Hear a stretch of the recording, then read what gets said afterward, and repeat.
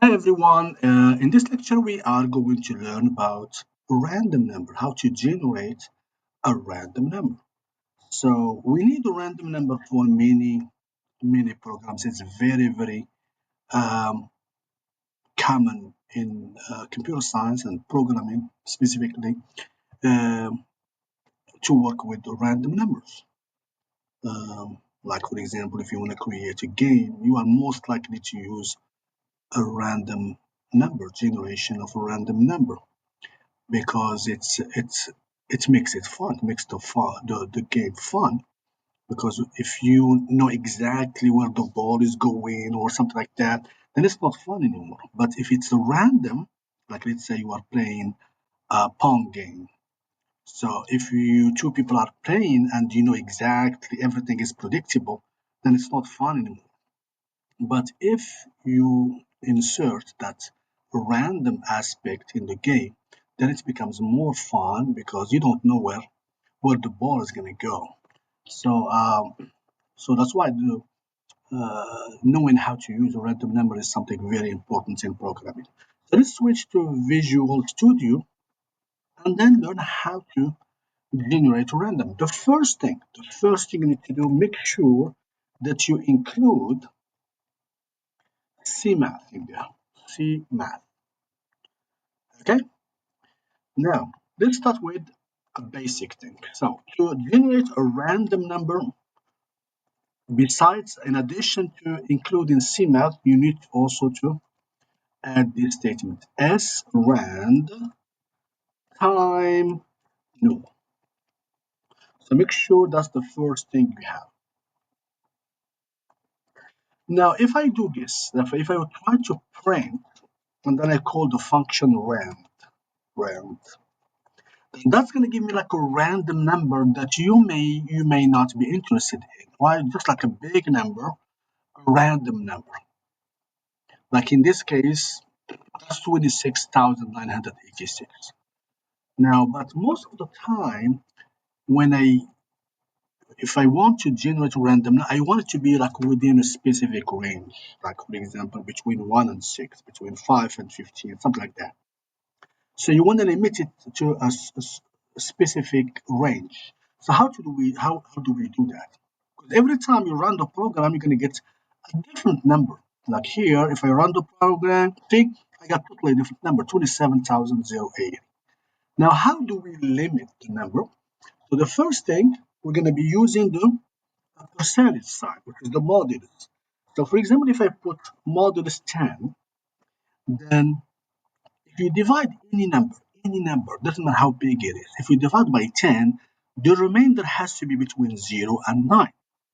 Okay, when you divide by 10, the remainder has to be less than 10. Okay, so here I can get any number between 0 and 9. Between 0 and 9. So sometimes I may get, like, see here, 4. Then if I try again, I may get the same number, I may get the 1. See, but I'm most likely to get a different number. Okay, so when you are using the percentage here, if I put, let's say, 100, that means the number is between 0. So if you don't specify the starting value, no, by default, the starting value is 0. Okay, so if I have, for example, let's say I'm playing a dice game. So when you throw dice and then you can kind of predict what the number is going to be on top, then I'm going to put 6, right? But here it's going to give me between 0 and 5 because the default value is 0. Now what does this number 6? It's called the range. That means how many values to pick from. So 6 give me 6 numbers. But by default, it starts from 0. So if I count them 0, 1, 2, 3, 4, 5, that's 6 numbers. So it does not include 6 by itself. So how can I, now when you play a dice game, you want numbers between 1 and 6. So all what I need to do is just add 1. So that means I am dividing by 6. I'm going to get the remainder between 0 and 5, but I'm going to add 1. So that's going to give me a random number between 1 and 5. Remember I said that this number 6 is how many numbers to pick from. It's like in the basket. Okay.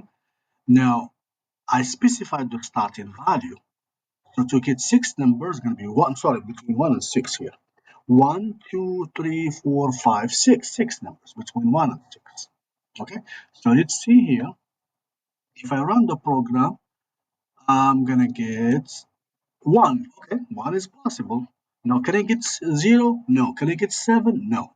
So I can get any number between one and six inclusive. So if I try again, I'm gonna get four. See? If I try again, I'm gonna get two and so on. Okay. Now let's practice this. For example, let's say I want. Let me ask the question here. What about if I want to generate a random number between, let's say, 3 and 7 inclusive? How can I do that? So here I know the starting value 3. That's good. Now the only thing I have to find out, what is that number next to the percentage sign or the modulus. How can I get that number? Well, there is a formula. The good news is there is a formula. It's called the range is equal to the highest number minus lowest number plus 1. This is the formula that you have to remember. So in our case, we have the highest number, that's 7. We have the lowest, that's 3. We just have to apply it to get the number r, because r is the one that is next to the percentage sign. So 7 minus 3 is 4 plus 1 is 5. So that means I got that number. So let's say I'm going to get x. I'm going to put rand and then percentage, or called modulus, by 5. 7 minus 3 is 4 plus 1 is 5. And then plus 3. So this will generate a random number between 3 and 7. Okay. What about if I want to generate a random number between 5 and 15? Inclusive. We're talking about inclusive here. So between 5 and 15, again, I'm just going to use the formula. So I need to find out what is this number is, because I don't know what that number is. So I'm going to use the formula: highest number 15, lowest number 5. So 15 minus 5 is 10, plus 1, 11. So that must be 11. And then the starting value is always easy to find. So that's 5 in this case. So this formula right here, or this statement, will generate a random number between 5 and 15. So let's run the program and see what kind of numbers we're going to get. So as you can see right here, oh, 2. We're not supposed to get 2. So let's see, oh, maybe we have to put the parentheses here to make sure that there's no confusion here. So I'm going to use the parentheses plus 5. Okay, oh, I'm sorry, here I'm supposed to, oh, well, because it's printed this. I'm sorry. So here I have to put C out x. So that's the one. The value of x, the value of x is,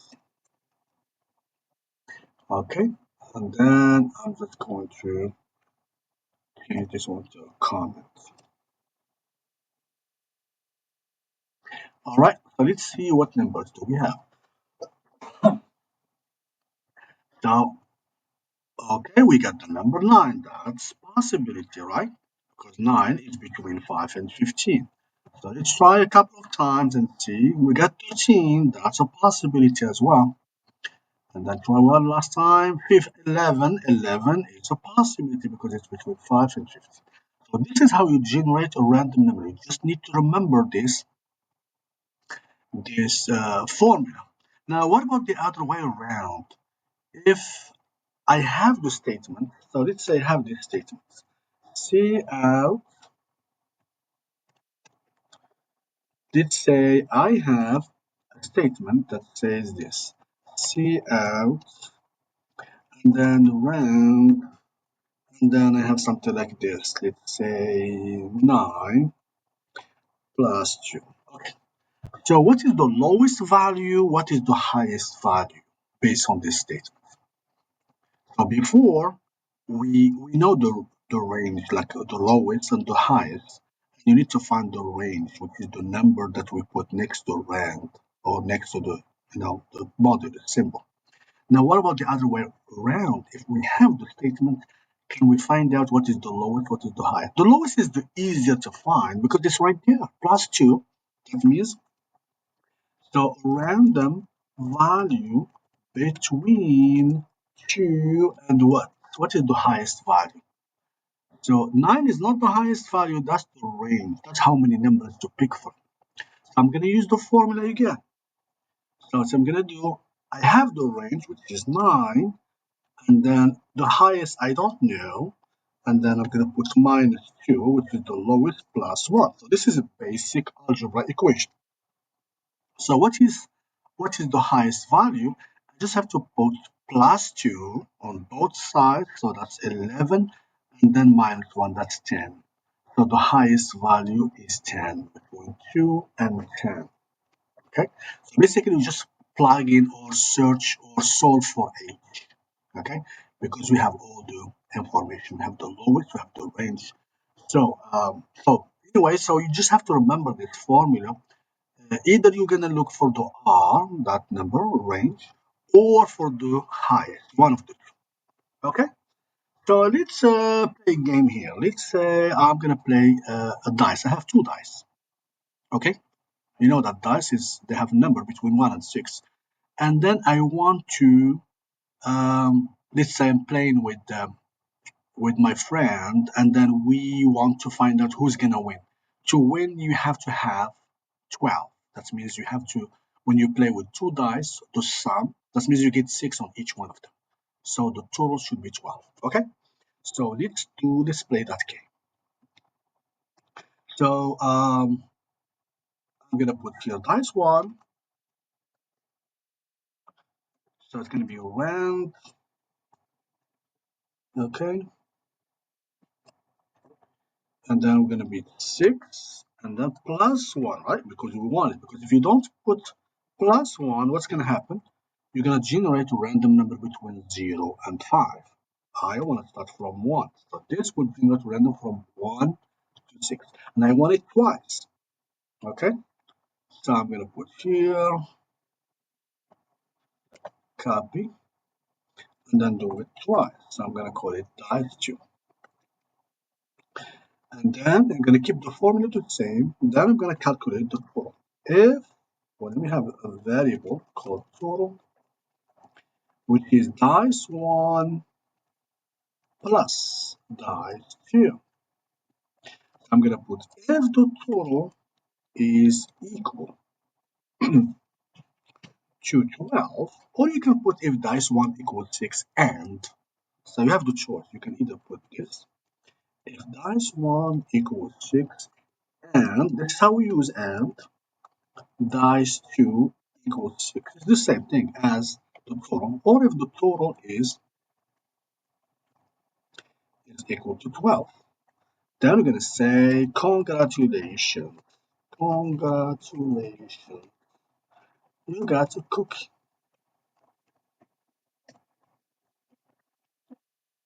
Else, that means if they got anything other than 12, maybe 5 and 2, maybe 3 and 4, maybe 3, 3, maybe whatever it is, but it's not 12. Then they're gonna get another statement.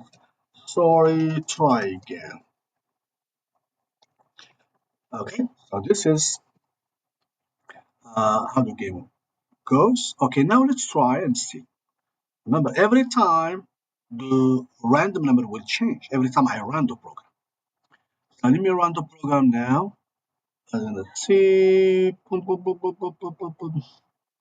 Oh, sorry, try again. But the problem, okay, I know I didn't get 12, but I don't know what number I got. So let me print, display these numbers. So when I pay here, remember we have to have the braces. Remember we talked about this. So I'm going to put here the number is. So I know which numbers we picked.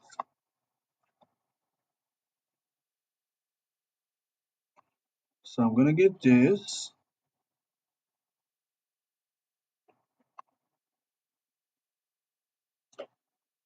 Copy, just cut it from there and put it right here.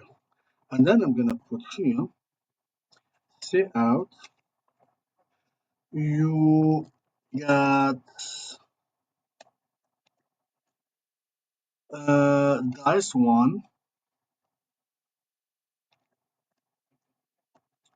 and dice two. That means this is the numbers that you chose. Okay. And then I will do the same thing right here. Or let me put it at the bottom so it shows regardless whether you want or not.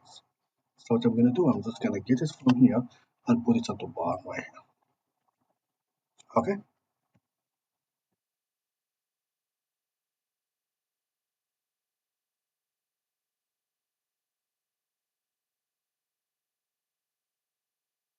So it's gonna show me whatever you got. Okay. So let me run the program again. It's gonna say, okay, sorry, try again. You got one on the one. Oh, that's interesting. It's the same number. Okay, let me try one more time. 6 and 6. Oh, so 6, that means I won, right? Okay, let me try. Sorry, try again. You got 5 and 4. See, it's very hard to win because the possibility or the probability is 1 over 6 times 1 over 6. So 1 over 36. Okay, so maybe 36 times you have the probability to win one time. All right, so this is how we generate a random number here. Okay, so you're going to be using this uh, a lot in your program. So make sure you watch this video again before you start the programming assignments. And always, like if you have any questions, please let me know. Thank you for watching.